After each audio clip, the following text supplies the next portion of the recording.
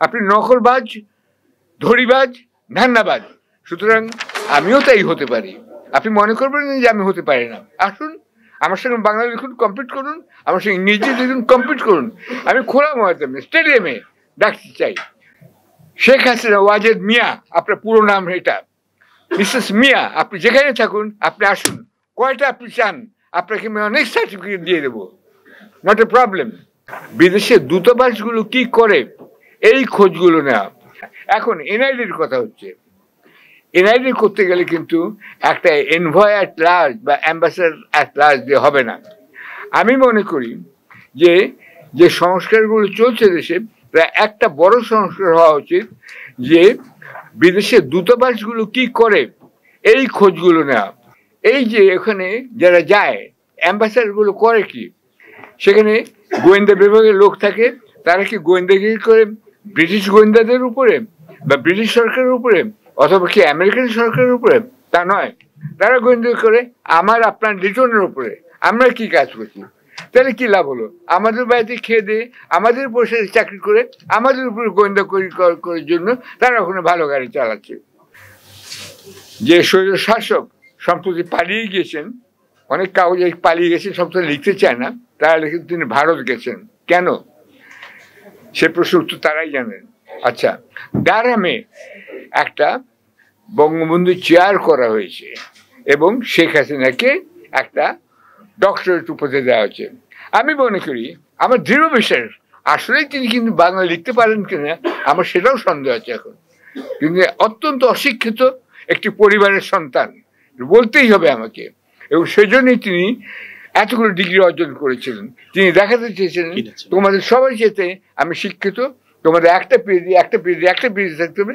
আমার 1 dozen PhD আছে, তার মধ্যে একটা হচ্ছে ডারহাম পিএইচডি। আমি মনে করি ডারহাম ইউনিভার্সিটিকে এখনই চিঠি লেখা উচিত যে তোমরা বঙ্গবন্ধু চেয়ার অপসারণ করো। এটা আমাদের অনেক পরিশ্রমের ফসল ছিল।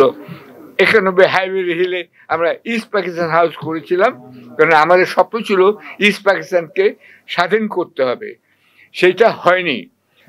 শেখ হাসিনা ওয়াজেদ মিয়া, আপনার পুরো নাম এটা। মিসেস মিয়া, আপনি যেখানে থাকুন আপনি আসুন। কয়টা আপনি চান, আপনাকে আমি অনেক সার্টিফিকেট দিয়ে দেবো, নট এ প্রবলেম। আপনি নকলবাজ, ধড়িবাজ, ধান্নাবাজ। সুতরাং আমিও তাই হতে পারি। আপনি মনে করবেন না যে আমি হতে পারি না। আসুন আমার সঙ্গে বাংলা লিখুন, কমপ্লিট করুন, আমার সঙ্গে ইংরেজি লিখুন, কমপ্লিট করুন। আমি খোলা ময়দানে স্টেডিয়ামে ডাকতে চাই।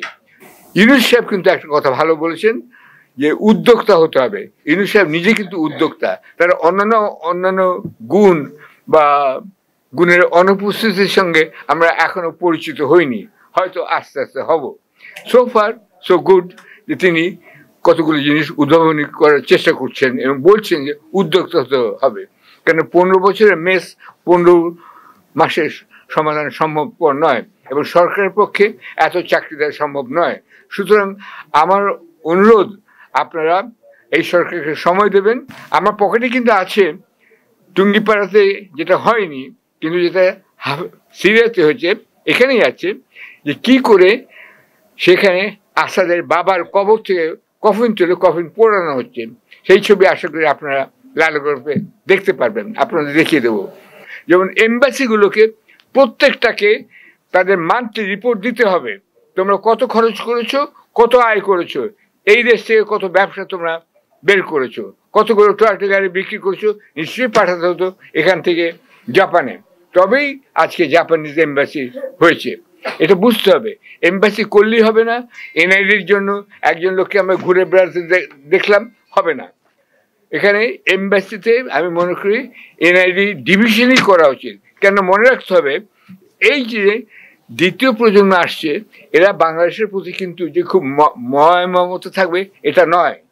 কারণ তাদের নিজেদের বাড়িতে যদি মায়া মমতা না থাকে বাংলাদেশের প্রতি, তাহলে ছেলেমেয়েরা তো ওই দেশের মানুষ হবে।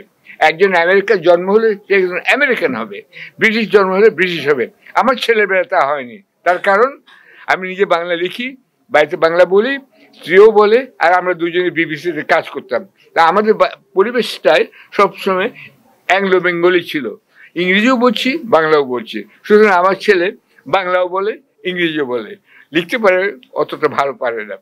আমি অনুরোধ করব, যেহেতু আমাদের এই যে আজকে যদি বাংলাদেশ বিমানের পরিধি বাড়াতে চাই, আয় বাড়াতে চাই আমাদের দেশের, এই একটি ক্ষেত্র থেকেই প্রচুর আয় করতে পারেন।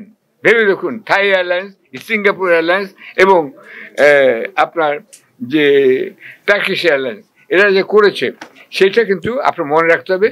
গুণ আয়ত্ত করুন এবং পরিধি এম্বাসির একদিকে যেমন ছোট করে আনবেন, এসব গোয়েন্দাদের দরকার নেই। অনেক গোয়েন্দা আমরা দেখেছি, এরা গোয়েন্দাগিরি কিছুই জানে না। জেমস বন্ড বানানটাও লিখতে পারবে কিনা আমার সন্দেহ আছে, ওরা খালি সিনেমা দেখতে পারে, দ্যাটস অল।